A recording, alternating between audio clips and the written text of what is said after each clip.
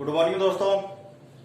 हम आज क्लास में अध्ययन करने वाले हैं प्रतिरोधों के संयोजन के बारे में। प्रतिरोधों का संयोजन हम किस प्रकार से करते हैं दोस्तों?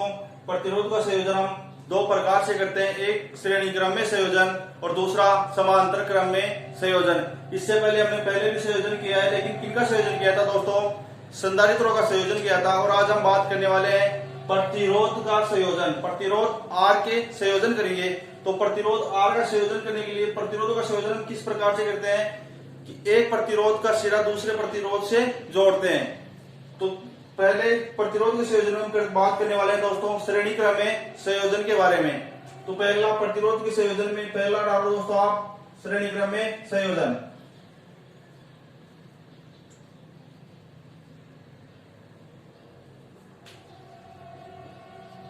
प्रतिरोध का श्रेणी क्रम में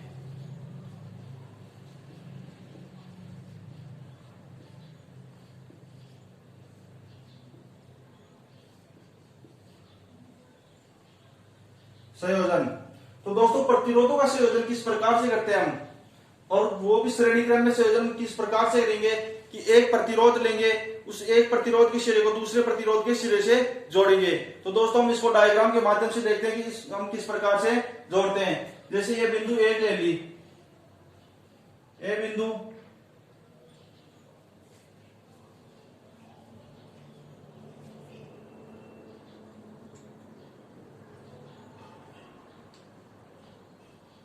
बी बिंदु, सी बिंदु और ये दोस्तों डी बिंदु। अब हम क्या करते हैं कि बिंदु ए और बी के मध्य एक प्रतिरोध लेते हैं पहले।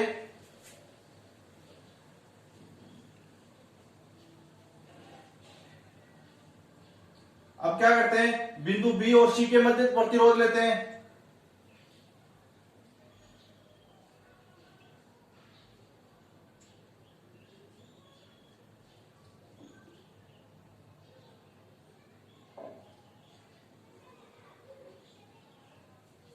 अब क्या लेते हैं बिंदु सी और डी के मध्य प्रतिरोध लेते हैं।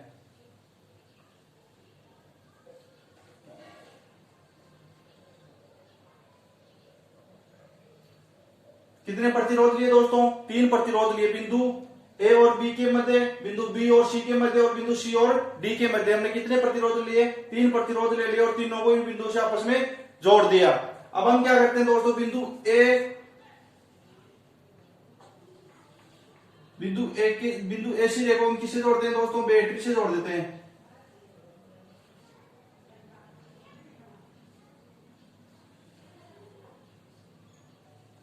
और यहां क्या लगाते हैं दोस्तों?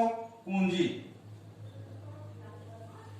और इसको किससे जोड़ते हैं दोस्तों? बिंदु बी से जोड़ देते हैं हम।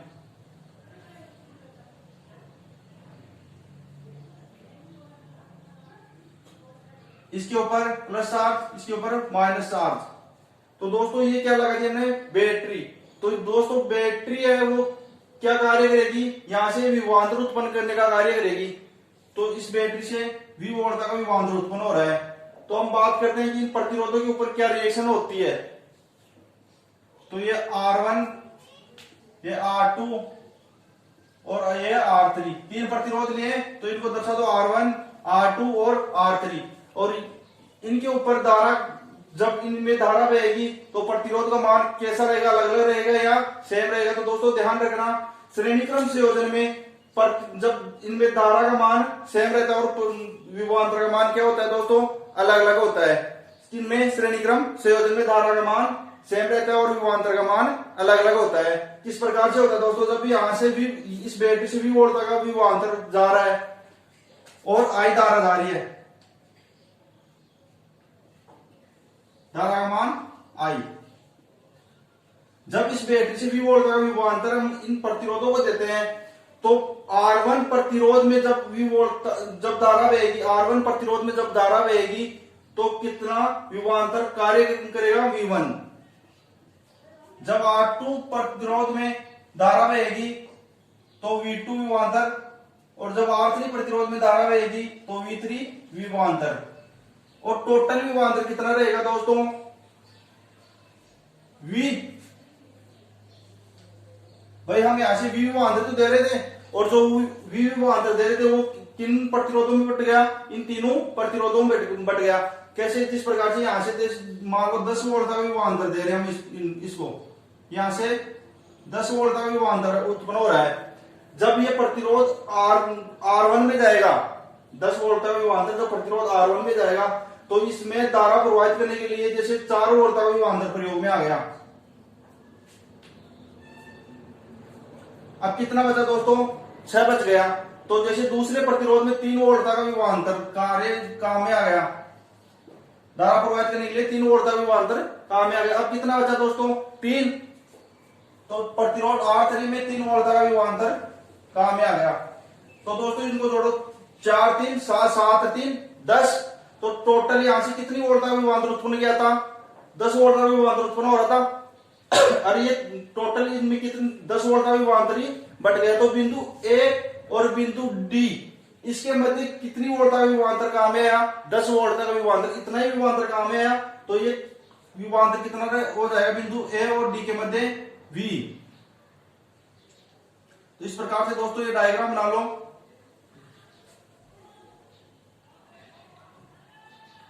आपको इसमें कुछ नहीं ध्यान में रखना, इतनी सी बात ध्यान रखनी, श्रेणीक्रम संयोजन में धारा का मान सेम रहता है और विभवांतर का मान अलग अलग होता है। यदि आपको इतनी बात ध्यान में है तो आप आराम से आगे डेरिवेशन कर सकते हो।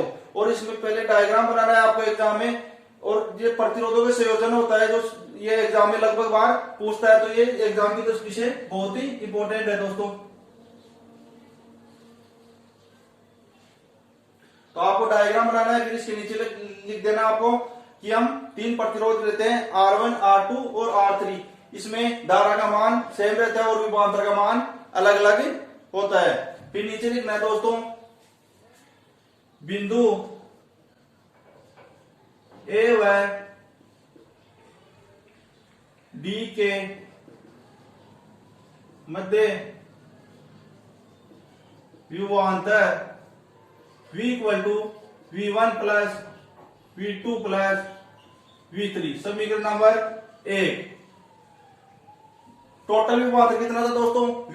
फिर R1 प्रतिरोध पर V1, R2 प्रतिरोध पर V2, R3 प्रतिरोध पर V3। तो V equal to V1 plus V2 plus V3। हम दोस्तों सूत्र हमारे को पता है, V इक्वल टू क्या होता है दोस्तों,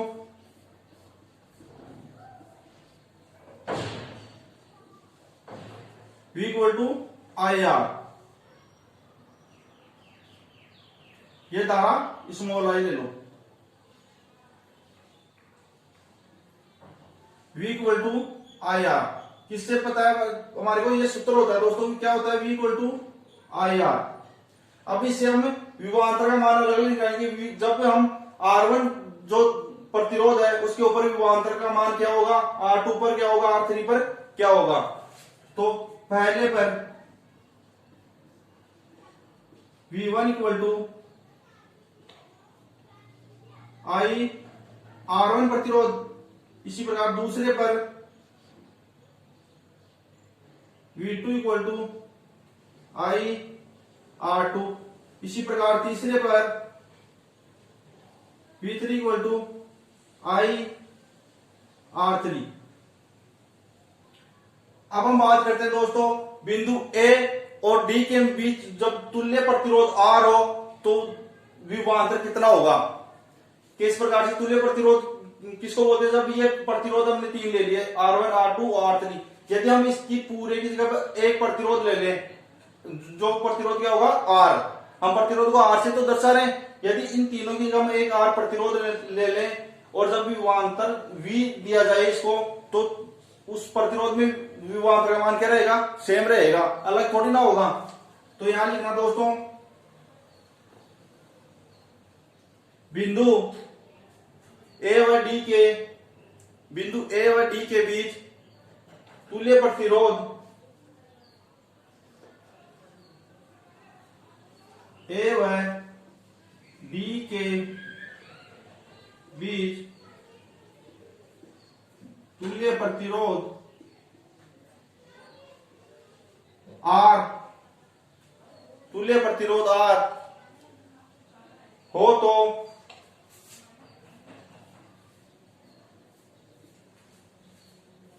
V इक्वल टू क्या होगा दोस्तों हमारा, I R, V equal to I R. अब ये मान, जो ये चारों मान है, V का मान, V1 का मान, V2 का मान, V3 का मान, किसमें रखते हैं दोस्तों? समीकरण एक में। समीकरण एक क्या है हमारा?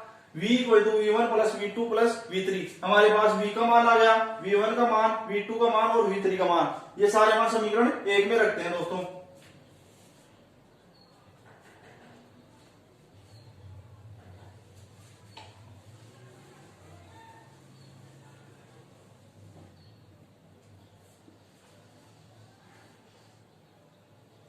V का मान क्या है दोस्तों? V equal to I R. और V1 का मान क्या है दोस्तों? यहां से I R one plus V2 का मान I R two plus V3 का मान आई आर थ्री। ये मान कहां से लिए दोस्तों? इस सूत्र से निकाले हमने V1 के, V2 के, V3 के। और बिंदु A और D के बीच तुल्य प्रतिरोध जब R हो तो V का मान क्या होगा दोस्तों? आई आर, जो हमने यहां पर रख दिया। अब दोस्तों यहां से कॉमन क्या आ रहा है? I कॉमन आ रहा है। R1 plus R2 plus R3, इस I से यह कैंसिल हो गया दोस्तों। R equal to R1 plus R2 plus R3। ये दोस्तों यार क्या है? तुल्य प्रतिरोध।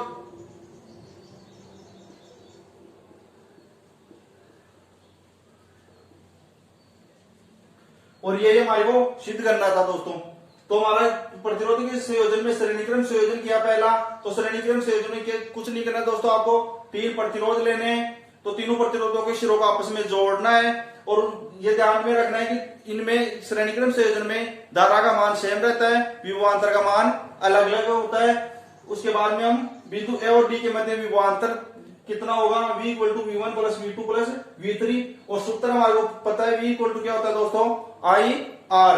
तो यहां से V1 का मान निकाल लिया, V2 का मान निकाल लिया, V3 का मान निकाल लिया। और अब बिंदु ए और डी के बीच जब तुल्य प्रतिरोध R हो तो V का मान क्या होगा दोस्तों? जब ये तुल्य प्रतिरोध वो डायग्राम बनाया तो उसमें जब तीन प्रतिरोध लिए थे हमने, R1, R2 और R3, यदि हम उसकी जगह R प्रतिरोध एक ले लें, यानी कंप्लीट प्रतिरोध एक R ले लें, तो उसमें विभवांतर का मान सेम रहेगा। तो V इक्वल टू क्या हो जाएगा हमारा दोस्तों? V equal to I R. तो हमने इस समीकरण एक में जब ये इस V का मान, V1 का, V2 का, V3 का मान रख दिया तो हमारा तुल्य प्रतिरोध क्या आ गया दोस्तों? R1, R2, R3। इससे क्या पता चलता है दोस्तों कि तुल्य प्रतिरोध किसके बराबर होता है? तीनों प्रतिरोधों के योग के बराबर। और ये हमारे को श्रेणीक्रम संयोजन में करना था। अब हम बात करते हैं दोस्तों समांतर क्रम संयोजन की। दूसरा है दोस्तों प्रतिरोधक के संयोजन में समांतर संयोजन। श्रेणीक्रम संयोजन हो गया, दूसरा है समांतर क्रम संयोजन।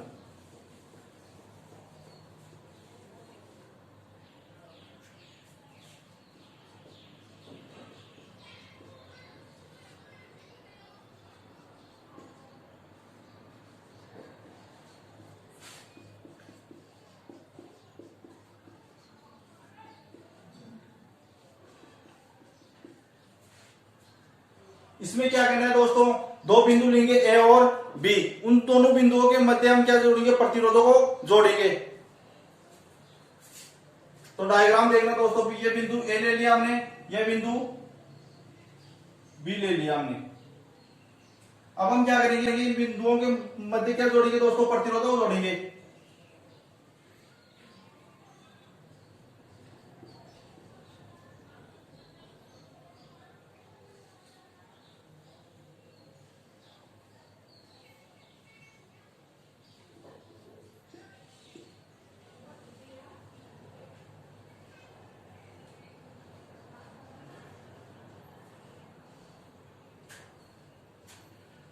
समांतर क्रम संयोजन में क्या करना है दोस्तों? दो बिंदु लेनी है ए और बी, उन दोनों बिंदुओं के मध्य क्या करना है हमारे को?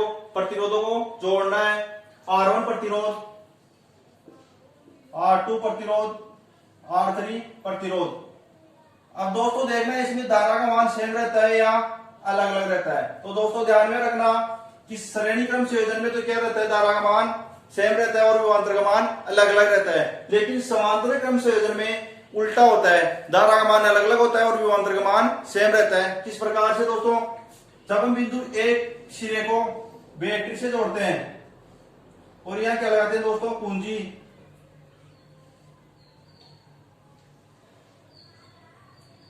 प्लस माइनस, जब यहां से धारा जा रही है दोस्तों और ये विभवांतर का विभवांतर दे रहा है इसको,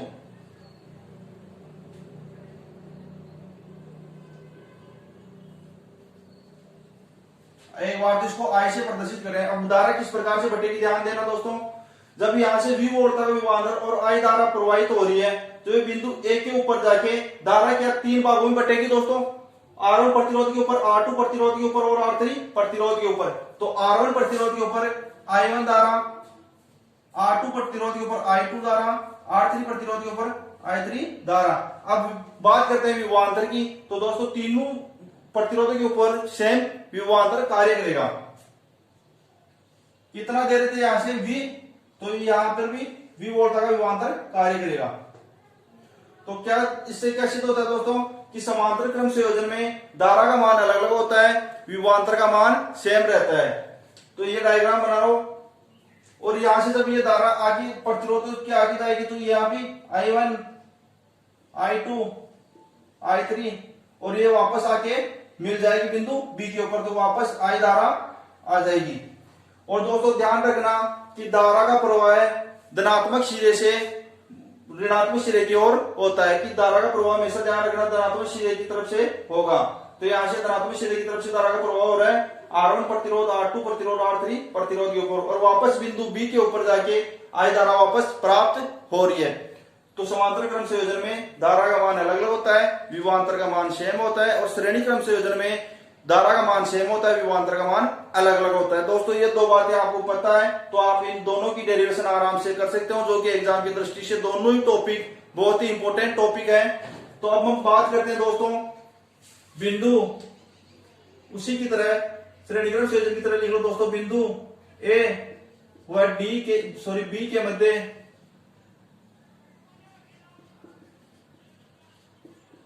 प्रवाहित धारा I equal to I1 plus I2 plus I3, समीकरण नंबर 1। अब हम बात करते हैं दोस्तों बिंदु A और B के मध्य, बिंदु A और B के बीच जब तुल्य प्रतिरोध R लेते हैं सेम ऊपर वाले की तरह, कि हमने जब इन तीनों की जगह एक ही प्रतिरोध ले तो यहां पर धारा का मान क्या होगा। तो यहां लिखना दोस्तों बिंदु A व B के बीच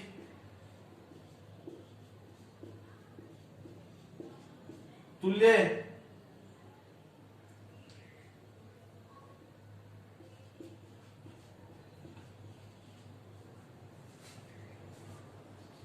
R ले तो धारा का मान क्या होगा दोस्तों, सूत्र से, सूत्र क्या होता है दोस्तों, वही V इक्वल टू IR।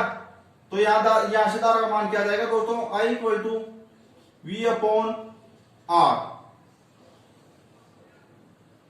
जब बिंदु A और B के बीच में जब तुल्य प्रतिरोध R हो तो धारा का मान क्या होगा दोस्तों, I equal to V upon R। अब हम बात करते हैं दोस्तों R1 प्रतिरोध के ऊपर, R2 प्रतिरोध के ऊपर और R3 प्रतिरोध के ऊपर धारा का मान क्या होगा। I1 I2 I3 होता है, तो इनका मान किससे निकालते हैं, इस सूत्र से। तो पहले प्रतिरोध के लिए धारा का मान क्या होगा दोस्तों, I1 equal to V upon R1। इसी प्रकार दूसरे के लिए क्या होगा दोस्तों, I2 equal to V upon R2। इसी प्रकार दोस्तों तीसरे के लिए क्या होगा, I3 equal to V upon R3। अब ये तीनों चारों मान समीकरण किसमें रखते हैं दोस्तों, एक में रख देते हैं हम।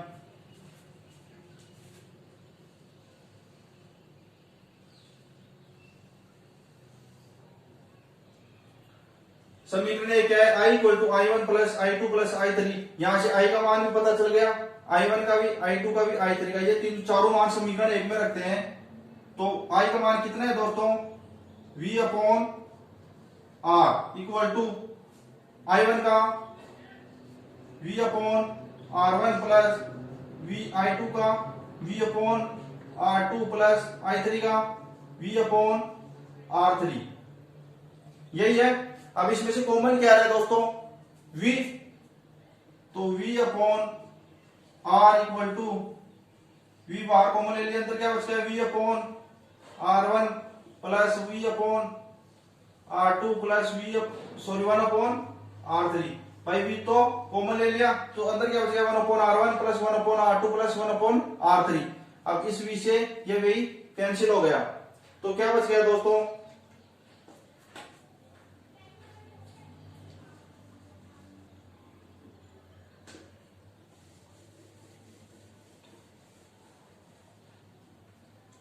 V से V कैंसिल हो गया, तो यहाँ क्या बच गया, 1 अपॉन R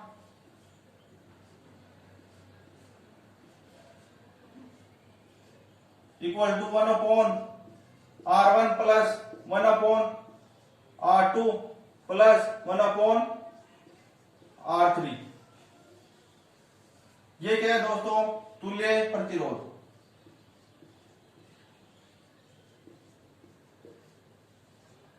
और यही हमारे को सिद्ध करना था कि ये किसके तुल्य प्रतिरोध किसके बराबर इक्वल टू होता है, इन प्रतिरोधों के योग के इक्वल टू होता है। तो दोस्तों एक बार फिर से देख लेना, समांतर क्रम संयोजन में क्या करना है, दो बिंदु लेनी है, ए बिंदु और बी बिंदु, दोनों बिंदुओं के मध्य हमारे को 3 प्रतिरोध जोड़ने, और ध्यान में रखना है कि समांतर क्रम संयोजन में धारा का मान अलग होता है, विभवांतर का मान सेम रहता है। तो जब धारा का मान सेम रहता है, वो सॉरी अलग अलग होता है समांतर क्रम संयोजन में, तो बिंदु ए और बी के मध्य धारा कितनी होगी, I equal to I1 plus I2 plus I3। अब यहां से बिंदु ए और बी के बीच जब तुल्य प्रतिरोध क्या हो दोस्तों, R हो, तो धारा का मान क्या होगा, I equal to V upon R। यहां से इस सूत्र से V इक्वल टू IR से निकाला ये। अब यहां से I1 I2 और I3 का मान निकालेंगे, पहले प्रतिरोध के लिए, दूसरे प्रतिरोध के लिए और तीसरे प्रतिरोध के लिए, तीनों प्रतिरोधों के लिए धारा का मान अलग अलग निकालेंगे। तो I1 I2 I3 का मान आ गया। अब ये चारों मान समीकरण एक में रखना है। समीकरण एक है I equal to I1 plus I2 plus I3। जब ये तीनों मान समीकरण एक में रख दिए चारों मान, तो ये आ गया 1 upon R equal to 1 upon R1 plus 1 upon R2 plus 1 upon R3। ये किसके इक्वल टू होगा दोस्तों, तुल्य प्रतिरोध के इक्वल टू। तो दोस्तों ये हमारा हो गया प्रतिरोधों का संयोजन, श्रेणी क्रम संयोजन, समांतर क्रम संयोजन। अब हम बात करेंगे दोस्तों अगले टॉपिक के बारे में कल की क्लास में। आज क्लास में इतना ही।